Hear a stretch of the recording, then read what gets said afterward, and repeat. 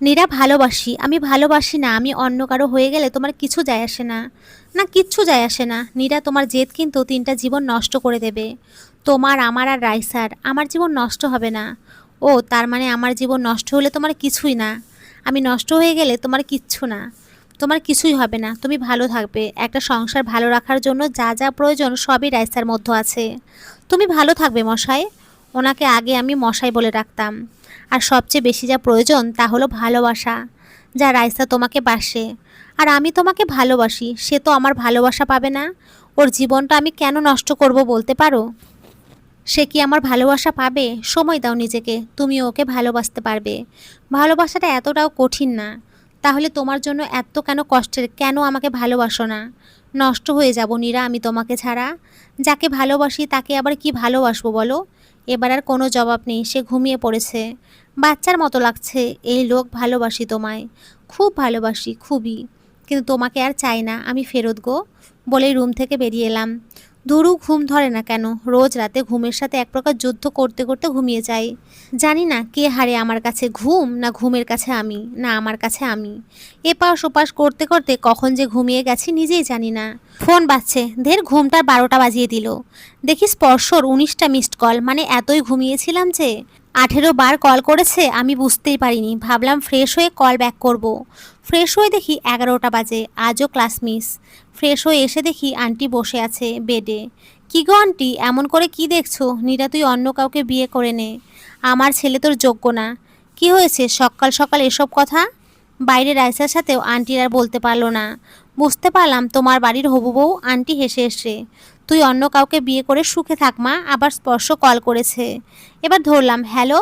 এতবার কল করেছিলাম, ধরছিলে না কেন? ঘুমিয়েছিলাম, বুঝতে পারিনি। দেখা করা যাবে? আজ দেখা করবেন? কোথায়? আন্টি আমার কাছ থেকে ফোনটা নিয়ে বলল, বাবা তুমি আজ আমাদের বাসায় আসো। কি জানি কি বলল। আন্টি কল রেখে দিল। আমি বললাম, আসবে উনি? বলল, আলমারি থেকে একটা লাল শাড়ি বের করে দিচ্ছি, আজ পরবি। কেন? আমি বলছি তাই। আচ্ছা। রুম থেকে বের হয়ে দেখি সমুদ্র আর রাইসা বেশ ভালোই গল্প করছে। আমাকে দেখে বলল, এই যে মিস ভাড়াটিয়া, আমাদের জন্য কিছু খাবার নিয়ে আসেন। আমাকে দেখিয়ে দেখিয়ে সে রাইসার কাছাকাছি যাচ্ছে। আজ কেন জানি আবার রাগ হচ্ছে না, কেন জানি খুব হাসি পাচ্ছে। সমুদ্র আমাকে রাগানোর জন্য এসব করছে। আমি বললাম, আচ্ছা আমি কিছু আনছি। রান্নাঘরে গেলাম, ভাবলাম নুডলস করে দেই। সে পেছন থেকে এসে বলছে, আমাকে আর রাইসাকে একসাথে কেমন লাগছিল বললেন না তো? আমার কথা শোনার জন্য অপেক্ষা করছিলেন? অনেক কষ্টে হাসি চেপে রেখেছি, না অপেক্ষা করব কেন তাহলে? আচ্ছা যাই হোক, আমি তো আপনাকে আগেই বলেছি আপনাদের বেশ ভালো মানাবে।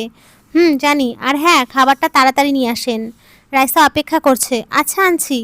মশাই শোনেন কি? আচ্ছা জনাব, আপনি কি আমাকে জ্বালানোর চেষ্টা করছেন? না, আপনি জ্বলছেন? না তো। তবে কি জানেন, আমাকে জ্বালানোর চেষ্টায় আপনি নিজে অনেক বেশি জ্বলছেন। তাই এগুলো করিয়েন না, হা হা। আমি কি করব না করব আমার ব্যাপার, বুঝলেন? রাগী মুখ করে, আচ্ছা বুঝলাম, হা হা। সে চলে গেল। আমি খাবার নিয়ে রাইসার ওকে দিলাম। এমন সময় আন্টি শাড়ি নিয়ে বের হয়েছে।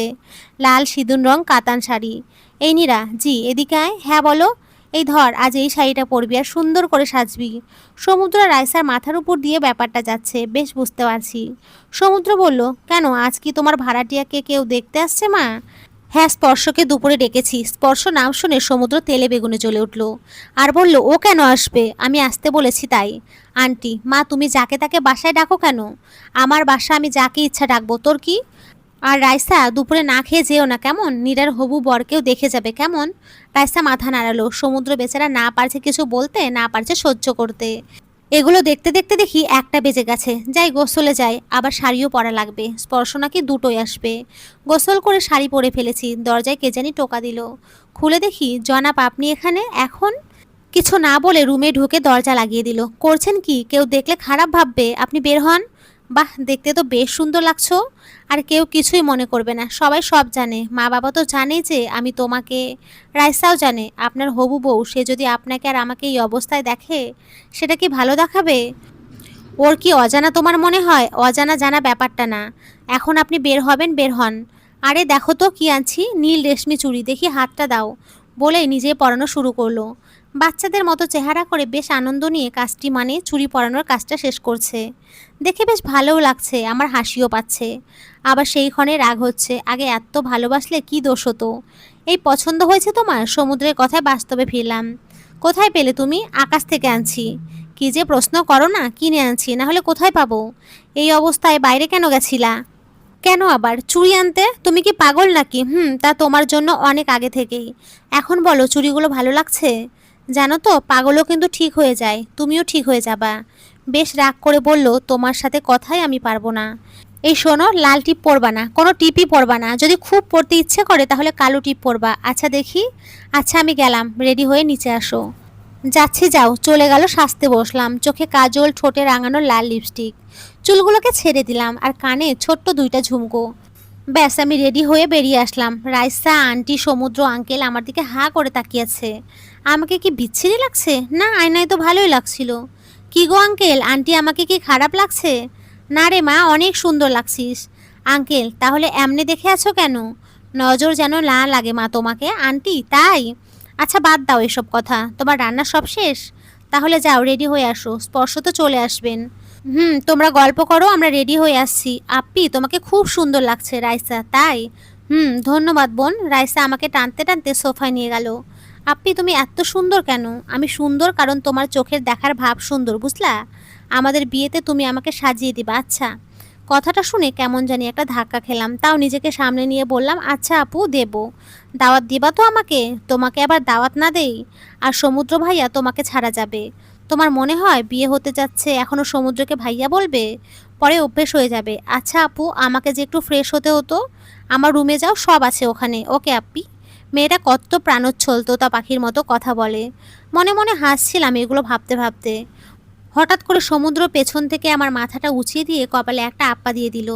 এইটা কি ছিল? আমি আপ্পা দিয়েছি বুঝতে পারবো নাই? আবার একটা দিয়ে বলল, এবার বুঝতে পারছো? না আরও দেওয়ার লাগবে? না লাগবে না। আপনি এগুলো কেন করছেন বলেন তো? সমুদ্র কিছু বলতে যাবে এমন সময় কলিং বেল বেজে উঠল। মনে হয় স্পর্শ এসে গেছেন। আমি দেখছি বলেই চলে গেল সমুদ্র। ঠিকই স্পর্শ এসেছেন। আমাকে দেখে 5 সেকেন্ডের জন্য থেমে গেছিল, আবার হেঁটে এসে সমুদ্রের হাতে ফুলের বুকেটা দিল। সুন্দর লাগছে নীরা আপনি। স্পর্শ, ধন্যবাদ। আচ্ছা আপনারা গল্প করুন, আমি আন্টিকে ডেকে আনছি। ও আন্টি, ও আঙ্কেল, হলো তোমাদের? চলে এসেছেন তো উনি? হ্যাঁ হয়ে গেছে, চলো।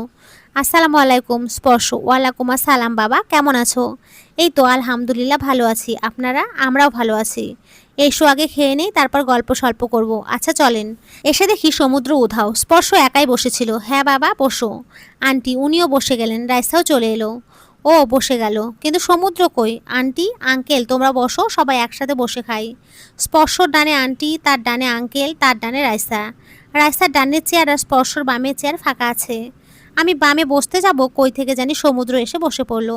তাই আমাকে সমুদ্রের বামে আর রাইসার ডানে বসতে হলো। খাওয়া দাওয়া চলছে। রাইসা, কিছু নাও? আমি, না আপু আর কিছু নেব না। নীরা, আপনিও তো কিছু নিলেন না। স্পর্শ, আমারও খাওয়া শেষ, আপনি কিছু নিন। হ্যাঁ তা তো নেব। টমেটো চাটনিটা দেন, এই নিন। সমুদ্র, আপনি কিছু নেবেন? না। কানের কাছে মুখ এনে বলল, সিগারেট লাগবে মনে হয়। আমি বেশ চমকে গেলাম। এর কি মাথা গেছে? মাথা কি গেছে আপনার? হয়তো। তোমার আরও রাদিক খেতে আমার পছন্দ হচ্ছে না, সহ্য করতে পারছি না, বলেই সে উঠে চলে গেল। সবাই একসাথে গল্প করছে, কিন্তু সমুদ্র নেই। আন্টি বলল, নীরা যা, ওনাকে ছাদটা দেখিয়ে আন। বুঝতে পারলাম আন্টি আমাদের একলা কিছু সময় দিতে চাইছেন। উনিও বলে উঠল, চলুন দেখে আসি। আচ্ছা চলেন। ছাদে গিয়ে দেখি আমার জনাব সত্যি সত্যি সিগারেট খাচ্ছেন। কি ব্যাপার, সিগারেট খান নাকি? স্পর্শ, আপনি খান না? না, বাজে কোনো অভ্যেস নেই। তাইলে তো নীরা অনেক লাকি, ভালো ছেলে পাচ্ছে, তাই না নীরা? আমাদের মতো খারাপ কোনো ছেলে পাচ্ছে না। আমি অনেক লাকি হব যদি সত্যি ওনাকে পাই। সন্দেহ আছে পাওয়া নিয়ে? হ্যাঁ ব্যাপক। উনি তো রাজি হচ্ছেন না। কেন, অন্য কাউকে ভালোবাসে নাকি?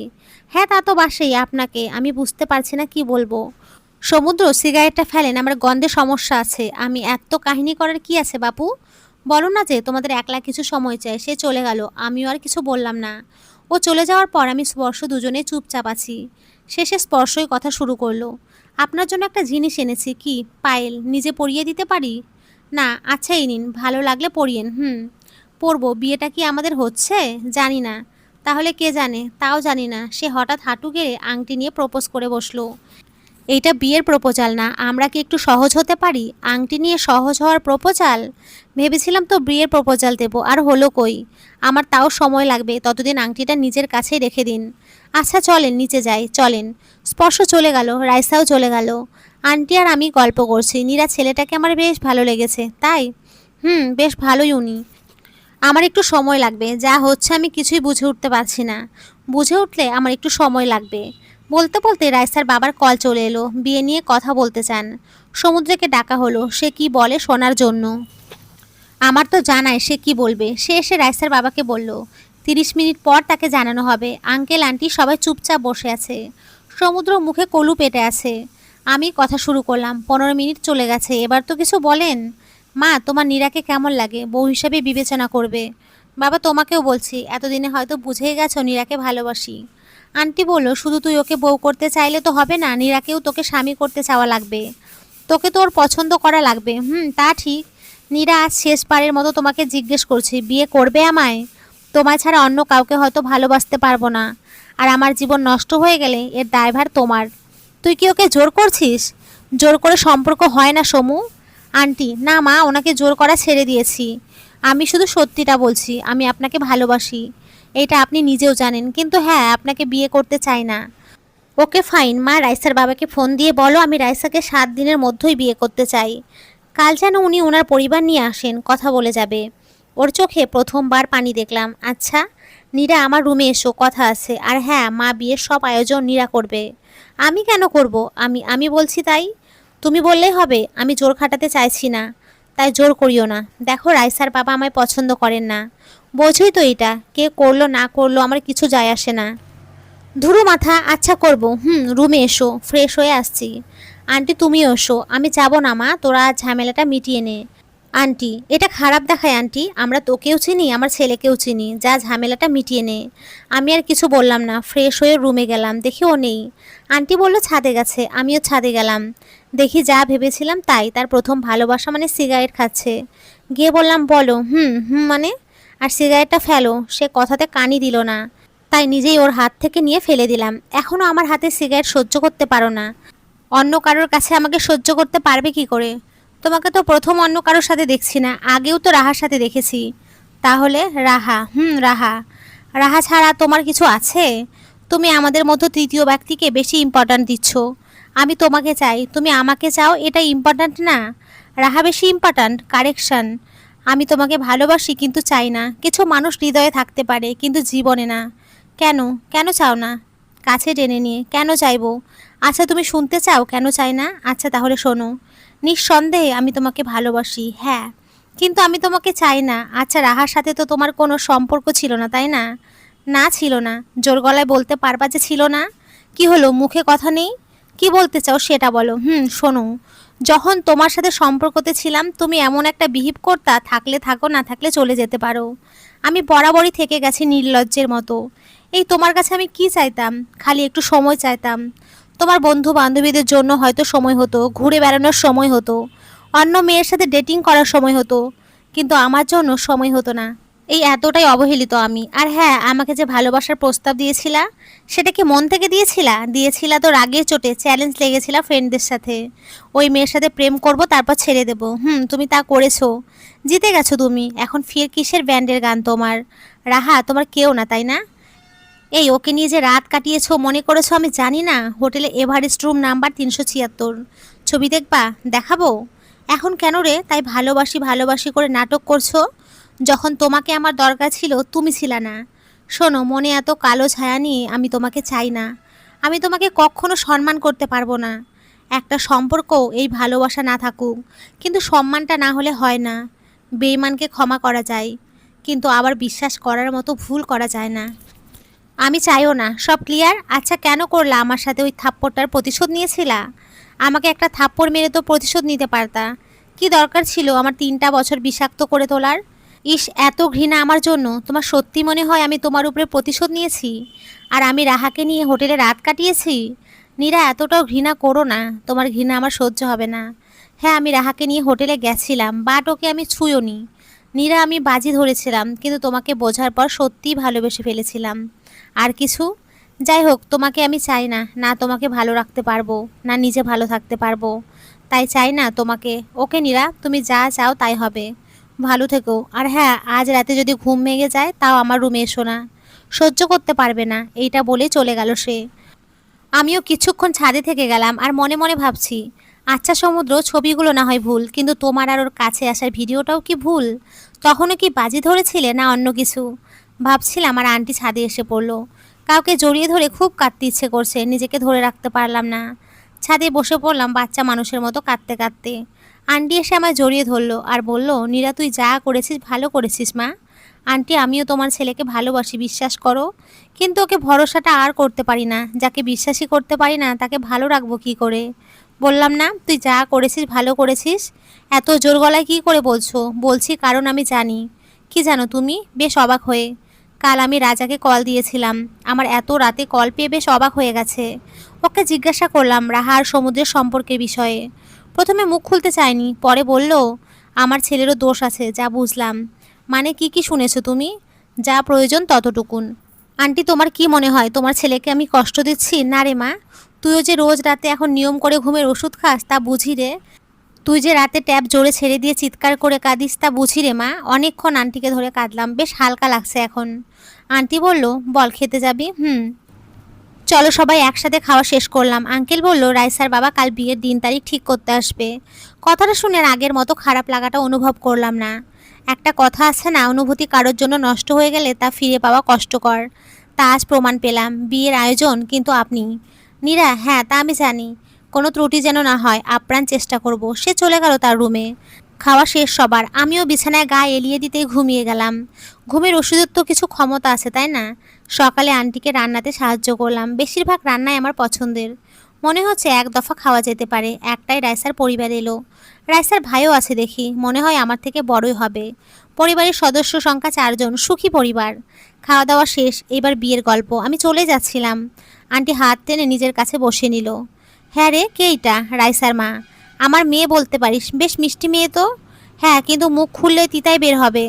রাইসার বাবা, কি করব বলেন তো আঙ্কেল? জন্মের সময় নিম পাতা খাইয়েছিল মধুর বদলে। ভেবেছিল নিম পাতার উপকারিতা পাবে। সবাই বেশ হো হো করে হেসে উঠল। তা বিয়ের গল্প শুরু করা যাক। হ্যাঁ হ্যাঁ অবশ্যই। আঙ্কেল আঙ্কেল বিয়েটা 7 দিনের মধ্যে হলে ভালো হয়। এত তারা কিসের বাবা? রাইসার মা, আছে একটু।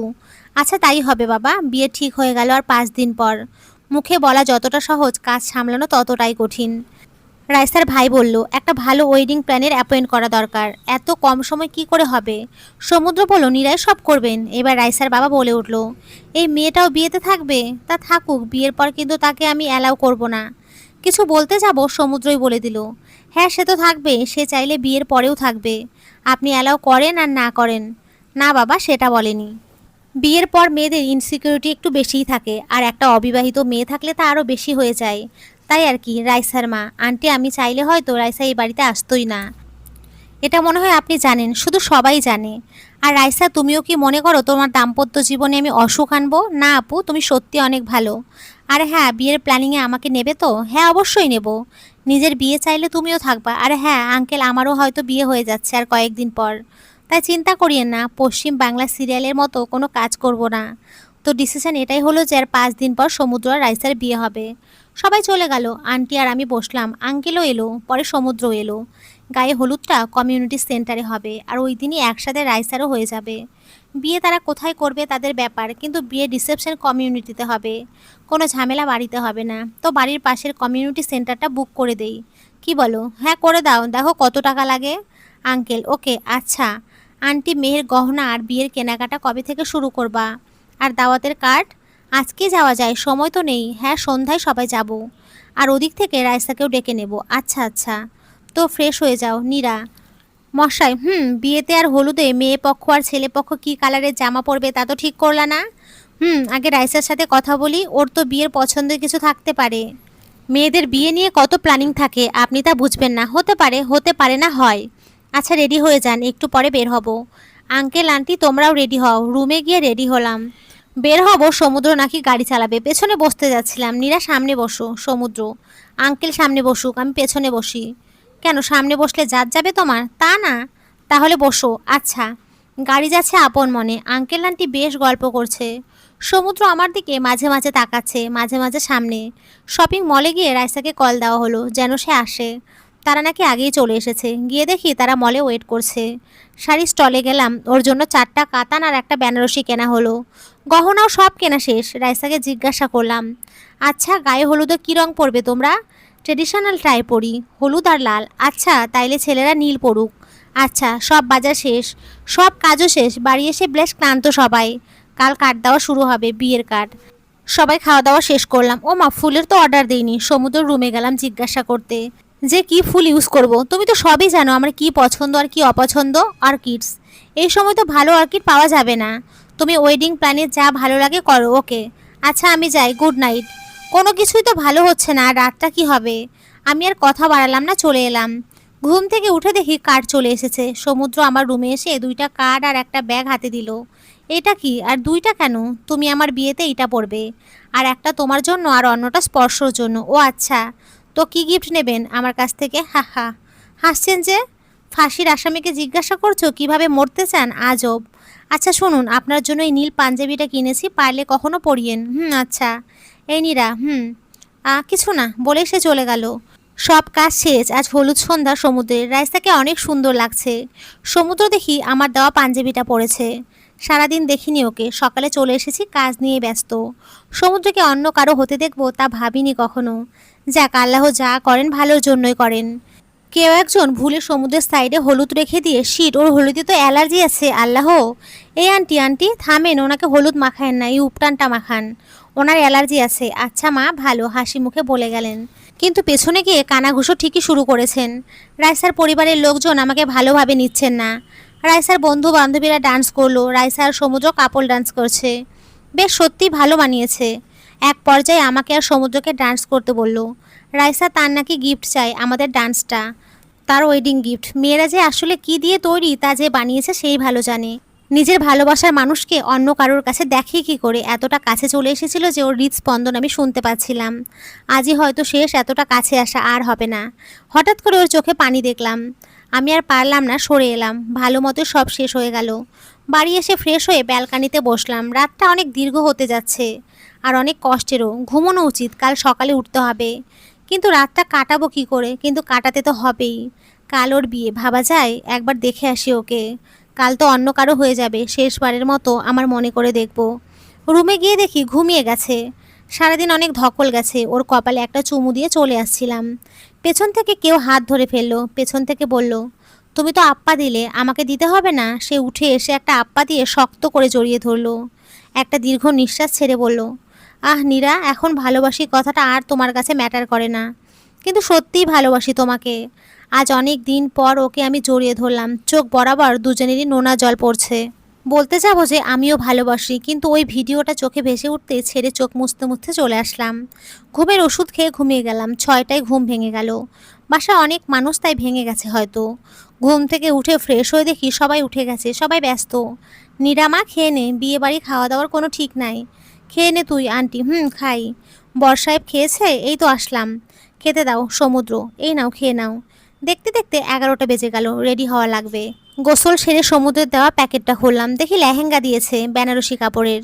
চুড়ি, চুল, গলার মালা সব পরে ফেললাম। ভালোবাসার মানুষের বিয়েতে যাচ্ছি, কি ভাগ্য আমার।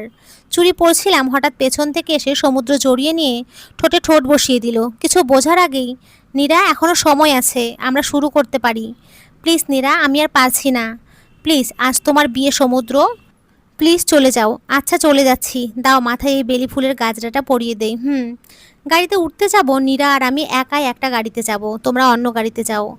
এটা শোনার পর অনেকে অনেক কথা বলছে, কিন্তু তাতে মশাইয়ের মাথা ব্যথা নেই। ওর সাথে যাওয়া লাগবে আমার। সিগনালে গাড়ি থেমেছে। এই প্রথম বর নিজে ড্রাইভ করে বিয়ে করতে যাচ্ছে। সবাই তো হাঁ করে দেখছে, কিন্তু পাশে আমাকে কি ভাবছে জানি না। আমিও আর পারছি না অন্য কারো হতে দেখি কি করে ওকে। ওর কপালে আপ্পা দিয়ে বেরিয়ে এলাম গাড়ি থেকে। প্রাক্তনকে বর্তমান করার একটা সুযোগ ছিল, কিন্তু নেইনি। সব সুযোগ নিতে নেই। চোখ ঝাপসা হয়ে আসছে, মাথাটা ঘুরছে, হয়তো পড়ে যাব। পেছন থেকে অনেক আওয়াজ আসছে। গাড়িটি পেছনে ঘুরে দেখি সমুদ্রের গাড়িটা ট্রাক উড়িয়ে দিয়েছে। মশাই, এই সময় কিছু একটা আমাকে উড়িয়ে দিল।